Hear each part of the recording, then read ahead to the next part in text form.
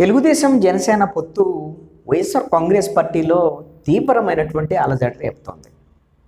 ముఖ్యమంత్రి వైఎస్ జగన్మోహన్ రెడ్డి ఎట్టి పరిస్థితుల్లో కూడా ఈ ఎన్నికల్లో గెలవాలి, ఎక్కడైతే జనసేన టీడీపీ బలంగా ఉంటుందో, జనసేనకు బలమైనటువంటి కాపు సామాజిక వర్గాన్ని తన వైపు తిప్పుకోవాలి అనేటువంటి ప్రయత్నాల్లో విశ్వ ప్రయత్నం చేస్తున్నారు జగన్మోహన్ రెడ్డి. దాంట్లో భాగంగానే వంగవీటి మోహన్ రంగ కుమారుడు వంగవీటి రాధ ఈయన గతంలో 2019 ఎన్నికలకు ముందు వైఎస్ఆర్ కాంగ్రెస్ పార్టీలోనే ఉన్నారు. జగన్మోహన్ రెడ్డి విధానాలు నచ్చక ఆయన తెలుగుదేశం పార్టీలో చేరారు. ఇప్పుడు రాధాని మళ్ళీ వైఎస్ఆర్ కాంగ్రెస్ పార్టీలోకి తీసుకొచ్చేటువంటి ప్రయత్నాలను జగన్మోహన్ రెడ్డి ప్రారంభించారు. ఎవరైతే గోదావరి జిల్లాలకు సంబంధించినటువంటి కీలకమైనటువంటి ఇన్ఛార్జిగా పనిచేస్తున్నటువంటి వైఎస్ఆర్ కాంగ్రెస్ పార్టీ ఎంపీ మిథున్ రెడ్డి, ఈయన పెద్దిరెడ్డి రామచంద్రారెడ్డి కుమారుడు, ఈయన విశాఖపట్నం నోవటెల్ హోటల్లో 15 రోజుల క్రితం రాధాతో కీలకంగా జగన్మోహన్ రెడ్డి తరఫున చర్చలు జరిపారు. వచ్చే ఎన్నికల్లో వైఎస్ఆర్ కాంగ్రెస్ పార్టీలోకి వస్తే సముచిత స్థానం కల్పిస్తారు జగన్మోహన్ రెడ్డి అనేటువంటి విధంగా రాధాతో సంప్రదింపులు జరిపినట్టుగా సమాచారం. రాధా మేనమామైనటువంటి చెన్నుపాటి శ్రీనివాసరావుతో కూడా 5 నెలల నుంచి వైఎస్ఆర్ కాంగ్రెస్ పార్టీ కీలక నేతలు సంప్రదింపులు జరుపుతున్నారు. వంగవీటి రంగ కుటుంబం గిన వైఎస్ఆర్ కాంగ్రెస్ పార్టీ వైపు వస్తే కొంత కాపుల ఓట్లు గంపగుత్తగా జనసేన వైపు వెళ్ళేదానికి అవకాశం ఉండదు, తక్కువ నష్టం జరిగేదానికి అవకాశం ఉండదు వైఎస్ఆర్ కాంగ్రెస్ పార్టీకి అని వాడు భావిస్తున్నారు.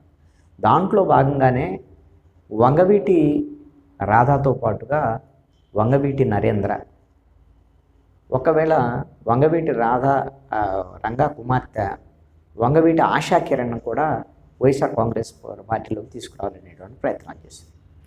అదే మొదటి ప్రయత్నం మాత్రం వంగవీటి రాధ. వంగవీటి రాధ ఇప్పుడు తెలుగుదేశం పార్టీలో ఉన్నారు. ఆయనకి తెలుగుదేశం పార్టీతో ఉన్నటువంటి సమస్య ఏమిటి, అసలు ఎందుకు ఆయన వైఎస్ఆర్ కాంగ్రెస్ పార్టీ నుంచి తెలుగుదేశంలో చేరారు, ఇప్పుడు మళ్ళీ వైఎస్ఆర్ కాంగ్రెస్ పార్టీలోకి ఒకవేళ వెళ్తే ఎందుకు వెళ్ళేదానికి అవకాశం ఉంటుంది. ఇది చాలా కీలకమైనటువంటి చర్చ. వంగవీటి రంగా 1985లో విజయవాడలో గెలిచారు. ఇప్పుడు సెంట్రల్ నియోజకవర్గ పరిధిలోకి వస్తుంది. అప్పుడు రంగా గెలిచినటువంటి వంగవీటి రాధా 2019 ఎన్నికల్లో వైఎస్ఆర్ కాంగ్రెస్ పార్టీ తరఫున సెంట్రల్ నియోజకవర్గాన్ని అడిగారు. కానీ అప్పుడు జగన్మోహన్ రెడ్డి చెప్పిందంటే మచిలీపట్నం ఎంపీగా పోటీ చేయమని చెప్పేసి అడిగారు. ఆ విభేదాలతో ఆయన బయటకు వచ్చినటువంటి పరిస్థితి ఉంది. ఇప్పుడు తెలుగుదేశం పార్టీలో 4.5 ఏళ్ళు 5 ఏళ్ళు అవుతుంది. ఇప్పుడు వంగవీటి రాధా నారా లోకేష్తో జరిపినటువంటి చర్చల సందర్భంగా సెంట్రల్ నియోజకవర్గం విజయవాడ సెంట్రల్ నియోజకవర్గానికి సీటు కావాలని పట్టుబట్టాడు. అయితే విజయవాడ సెంట్రల్ నియోజకవర్గంలో 2019 ఎన్నికల్లో బోండా ఉమామహేశ్వరరావు కేవలం 25 ఓట్ల తేడాతో మల్లాది విష్ణు మీద ఓడిపోయాడు. బోండా ఉమామహేశ్వరరావు తెలుగుదేశం పార్టీ పాలిట్ బ్యూరో సభ్యుడు కూడా. బోండా ఉమామహేశ్వరరావు కాపు సామాజిక వర్గానికి సంబంధించినటువంటి ఆయన సతీమణి కమ్మ సామాజిక వర్గానికి సంబంధించినటువంటి ఆవిడ. కాబట్టి బోండా ఉమామహేశ్వరరావు ఎట్టి పరిస్థితుల్లో కూడా సెంట్రల్ నుంచి పోటీ చేస్తే మళ్ళీ గెలుస్తారు అనేటువంటిది తెలుగుదేశం పార్టీకి ఉన్నటువంటి ఫీడ్బ్యాక్. మల్లాది విష్ణు అయితే ఓడిపోతాడు అనేటువంటి వైఎస్ఆర్ కాంగ్రెస్ పార్టీలో ఉన్నటువంటి ఫీడ్బ్యాక్ కూడా. విష్ణుని మార్చాలి అనేటువంటి నిర్ణయాలు వాళ్ళు కూడా ఉన్నారు. ఈ నేపథ్యంలో ఇప్పుడు రాధాకి సెంట్రల్ నియోజకవర్గం ఇవ్వటం కుదరదు అని తెలుగుదేశం పార్టీ దాదాపుగా తేల్చేసినట్టుగానే సమాచారం. తెలుగుదేశం కూడా ఇప్పుడు ఏమడుగుతుంది అంటే మీరు మచిలీపట్నం నుంచి ఎంపీగా పోటీ చేయండి అని వంగవీటి రాధా అని అడుగుతున్నారు. దీనికే కదా వైఎస్ఆర్ కాంగ్రెస్ పార్టీ నుంచి ఆయన బయటకు వచ్చింది.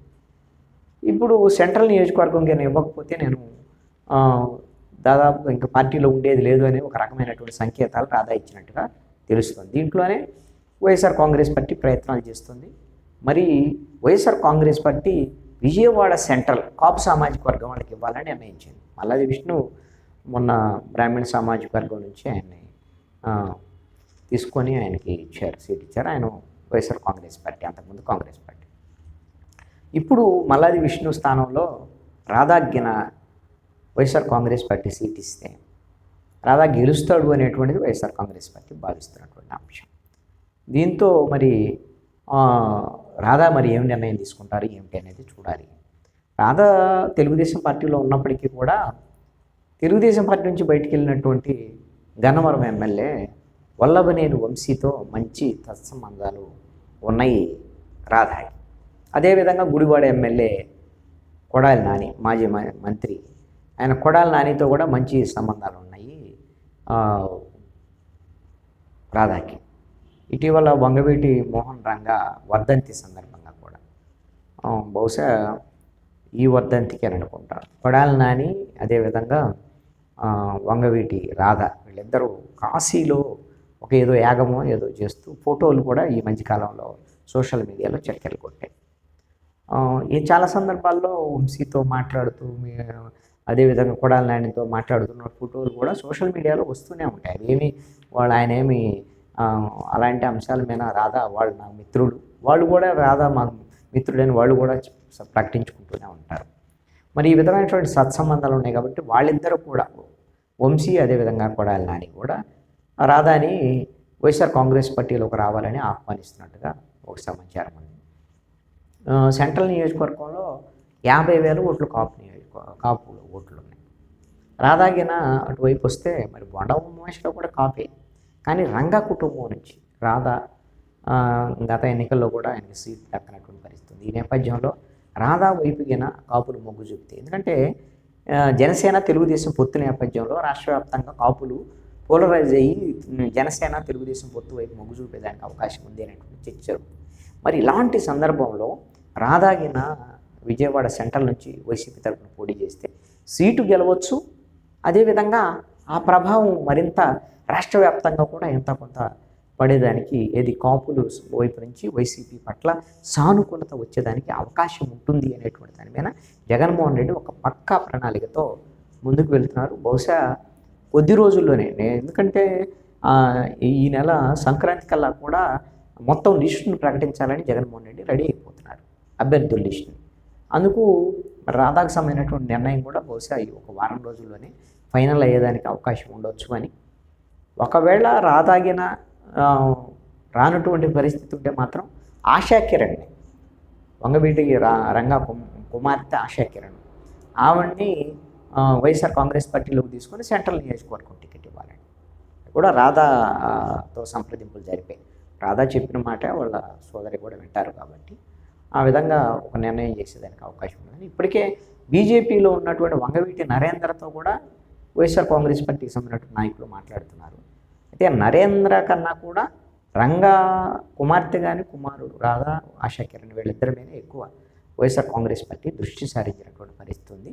మరి రాధా వైఎస్ఆర్ కాంగ్రెస్ పార్టీలో చేరతారా, తెలుగుదేశం పార్టీకి జలక్కిస్తారా, ఏమవుతుంది అనేటువంటిది చూడాల్సినటువంటి పరిస్థితి.